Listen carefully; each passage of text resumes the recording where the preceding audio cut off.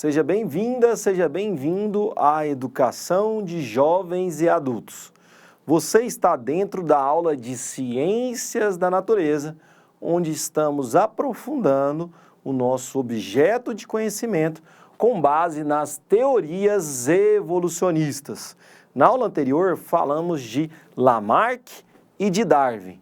Comparamos órgãos análogos de órgãos homólogos e também diferenciamos irradiação adaptativa de convergência adaptativa.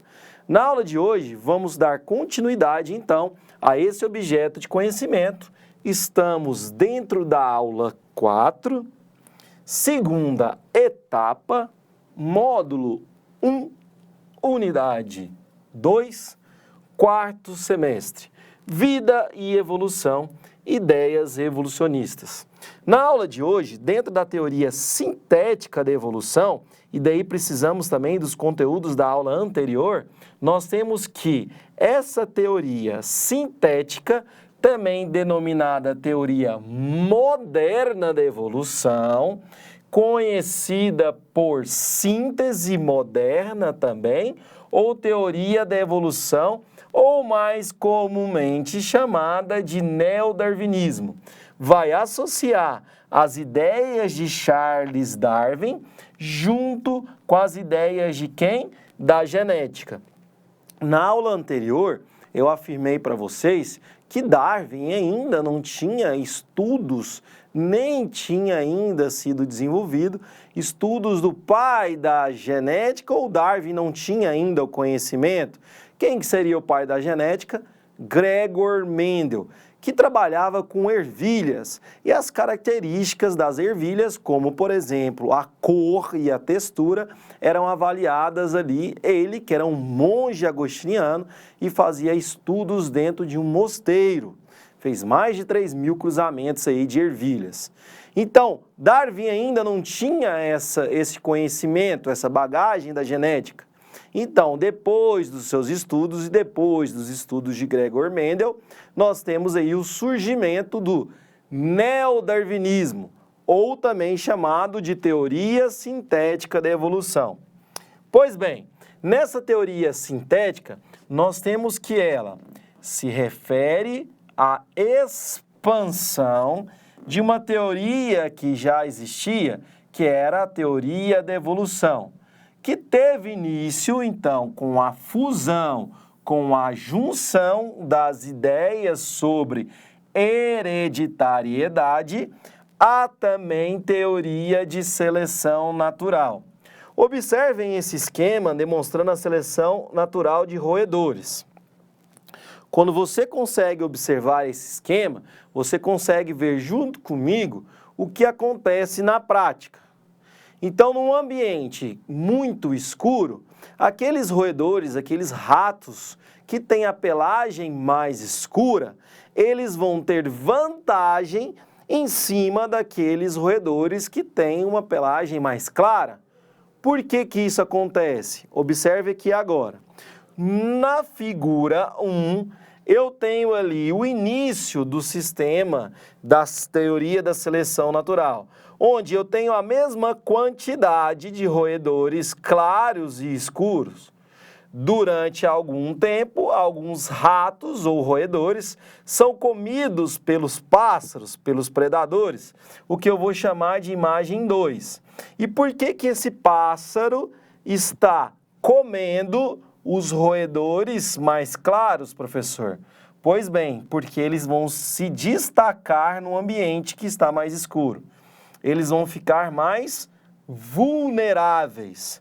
Já na imagem 3, eu vou ter uma prevalência de roedores escuros, mostrando que o meio seleciona a característica mais vantajosa. E com o passar dos anos e das gerações, aquela característica que é mais desvantajosa, ela é mais rara de aparecer ou realmente fica extinta. Conseguem perceber? Continuando então no nosso quadro virtual, nós temos que a teoria sintética da evolução, quando Charles Darwin propôs a teoria da seleção natural, como meio condutor de um processo evolutivo, com base nas adaptações e seleção do meio, ele reconhece que os seres precisam de pré-requisitos, características anteriores, e era a variação nas características herdáveis dos organismos. Se a gente observar, por exemplo, essa ave, conseguimos afirmar que ela é uma predadora e não uma ave que é uma caça, ou aquele organismo que vai ser predado. Isso infere-se pela essa imagem, inclusive pela posição dos olhos, pelas garras e pela sua arqueadura das suas asas. Então a gente consegue identificar pelas suas características que a águia ali é um indivíduo, um ser predador. Já o pombo, por exemplo, seria aí uma ave que seria predada. Ela seria a caça desse predador, num processo também dentro da ecologia chamada de predação, onde eu tenho o predador e a presa, ou também comumente chamado de caça.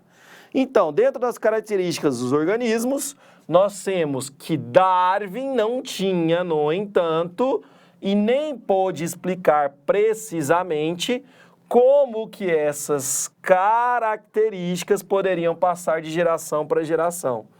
De filho para os filhos lá, para netos e aí vai. De prole para prole. Pois sequer tinha conhecimento sobre genes, porque nós não tínhamos ainda estudos com base na genética. Então, usávamos um método de observação para definir as características de um determinado animal. Sabemos, por exemplo, que no caso desse animal da imagem, ele é um mamífero pela presença de glândulas mamárias e ele é um mamífero da ordem dos quirópteros, que são os mamíferos voadores, no caso aqui, um morcego. Ainda no nosso quadro, nós temos que alguns anos após a publicação do seu livro, gravem no seu coração, A Origem das Espécies, em 1859, o monge austríaco que eu falei para vocês, Johann Gregor Mendel, com base nos seus experimentos de ervilhas, identificou mecanismos pelos quais se dá a transferência das unidades herdáveis, ou seja, das características adquiridas pelo seu descendente, do seu parental. Então, Mendel não denominava o nome genes. Na sua época, ele tratava ainda como alelos. Um exemplo bem simples é o alelo dominante azão sobre o alelo recessivo azinho, onde vai prevalecer a cor amarela. Estudos esses que vão ser mais aprofundados também no seu ensino médio, que é uma próxima etapa dos seus estudos aí, ok? Dentro, então, do nosso quadro virtual, nós temos que a Flore propôs duas leis hereditariedades, que seria a lei da segregação e a lei da segregação independente. Com quem? Com ervilhas.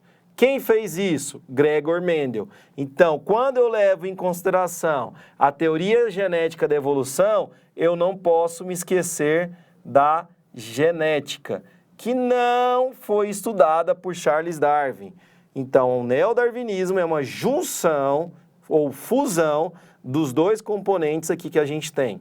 Os resultados de Mendel foram originalmente apresentados à comunidade em 1865. Então, se eu voltar a alguns slides anteriores, eu vou ver que a origem das espécies em 1859 foi proposta antes da divulgação da comunidade científica dos resultados de Mendel, que foi em 1865. Essa contextualização histórica, ela é importante não para você fazer uma prova onde o professor de ciências vai cobrar a data especificamente, mas porque você tem uma ideia dessa situação que a teoria da evolução segundo a seleção natural de Darwin foi proposta antes, para você ter essa ideia, tá? Então, o neodarwinismo surge, inclusive, depois do surgimento da genética. Continuando o nosso quadro, hoje Mendel é considerado o pai da genética, muitos anos depois, inclusive, da sua morte. Mas suas descobertas passaram a ser desapercebidas durante a sua vida. Ele foi reconhecido só depois. Assim permanecem até em 1900, quando foram redescobertas. Inicialmente pensavam que elas contrariavam as ideias de Darwin, mas nós sabemos hoje que elas complementam as ideias de Darwin. Beleza? Mas nos anos que se seguiram foi demonstrado que as lacunas que existiam na teoria da evolução da seleção natural eram preenchidas pela genética. Observem aqui o nosso modelo, o nosso esquema que está aparecendo para vocês. A seleção natural de Charles Darwin passava por um processo de variabilidade. Essa variabilidade que dependia do fator mutação, que vem da genética, e da recombinação gênica. A partir disso, eu tenho uma adaptação dos seres. Ao quê? Ao meio. A genética, a partir da síntese moderna, o processo evolutivo passa a ser descrito matematicamente, segundo, inclusive, dados estatísticos, como, por exemplo, a variação da frequência dos genes nas populações ao longo do tempo, conforme mostra, inclusive, aí esse vetor que elucida um pouco dos estudos da genética. Mas vale ressaltar que somente depois de muitos estudos que foi descoberto a dupla hélice do DNA, que já existia, por isso que ela já foi descoberta. E não foi por Gregor Mendel, mas sim por dois outros grandes cientistas chamados de Watson e Crick. E a partir de então, esses estudos são aprofundados e surgem novos ramos dentro da ciência, como, por exemplo, os estudos dentro da biotecnologia, a clonagem da ovelha Dolly e outros estudos com células-tronco embrionárias. E poderíamos passar aqui a aula toda dando exemplos que surgiram a partir dos estudos aí da genética. Genética essa de Mendel, considerada por muitos livros como genética clássica, enquanto de Watson e Crick, considerada como genética moderna. Acompanhando aqui no nosso slide, nós temos que o neodarwinismo, por volta da década de 1940, surge e pode considerar que é o núcleo da teoria evolutiva, já que havia espalhado por todas as áreas da biologia. E dessa forma se tornou amplamente aceito. Nas décadas seguintes, a biologia evolutiva continuou se desenvolvendo e foi incorporando diversos outros princípios compatíveis com a síntese moderna. Dentro ainda do neodarwinismo, nós temos que a maior parte dos seus pressupostos da síntese moderna original predomina até os dias atuais. E existe uma corrente que defende que a biologia evolutiva carece de uma nova síntese, de uma nova teoria, pois negligencia processos importantes que ainda precisam ser estudados. Dessa maneira, conseguimos então montar aí um pouco desse conhecimento junto com vocês. E como que ficaria a definição da palavra neodarwinismo então? Vem aqui comigo no nosso quadro virtual. Neodarwinismo é considerado a teoria evolucionista que só reconhece as mutações genéticas e a seleção natural como fatores do surgimento de novas formas animais, vegetais e também de outros seres vivos. Chegamos ao final da nossa aula, onde aprofundamos um pouco mais sobre a ideia do neodarwinismo. Espero encontrá-los em breve na nossa próxima aula dentro de Ciências da Natureza. Um grande abraço, até mais, tchau, tchau, valeu!